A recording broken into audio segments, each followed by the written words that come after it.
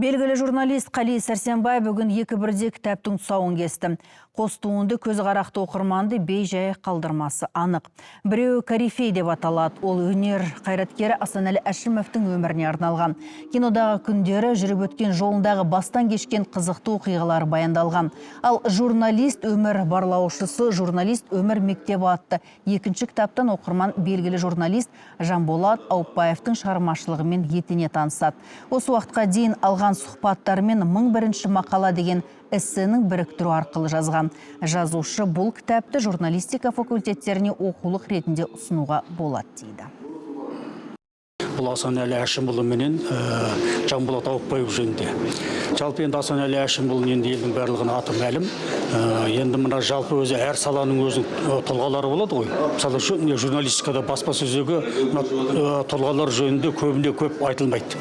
Соның ішіндегі бірегей тұлғаның біреуі бұл Жанболат Аупбаев. Жалпы сол баспасөзіндегі қызықты деректер, оқиғалар, көп жағдайлар осы кітапта біз айтуға тырыстық, баяндауға. Жалпы бұл кітапта негізінен мына журналистика факультеттеріне қосымша бір оқулық ретінде пайдалануға болады деп ойлаймын.